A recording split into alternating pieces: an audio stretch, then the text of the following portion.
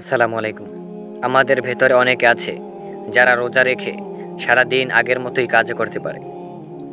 আবার অনেকেই আছে যারা রোজা রেখে কোনো কাজবাজ করতে পারে না। শরীর দুর্বল লাগে, ক্লান্ত লাগে। এর কারণ হচ্ছে ২ টা। এক হচ্ছে তার মুখ নিয়ন্ত্রিত নয় এবং তার চোখ। সে যতবার ওই চোখ দিয়ে ভিন নারী দেখবে, তার শরীর ততই দুর্বল হতে থাকবে।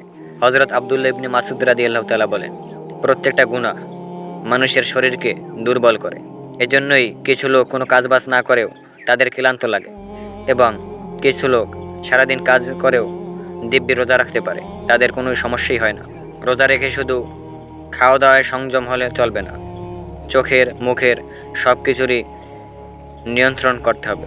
আমি যদি আমার কথাই বলি, তাহলে আমি রোজা রেখেও আপনি যে কোনো কাজ করতে বলবেন, রাজমিস্ত্রি হোক, কাঠমিস্ত্রি, মাটির কাজ, আমি আমি যে কোনো কাজই সহজেই করতে পারি আলহামদুলিল্লাহ।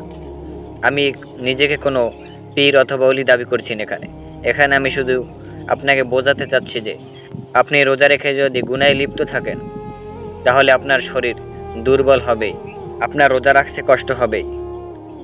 রোজা রাখা শুধু না খেয়ে থাকা নয়, আপনার যাবতীয় চোখ, মুখ ইত্যাদি নিয়ন্ত্রণে রাখাই হচ্ছে আল্লাহর প্রতি তাকওয়ার আসল উদ্দেশ্য।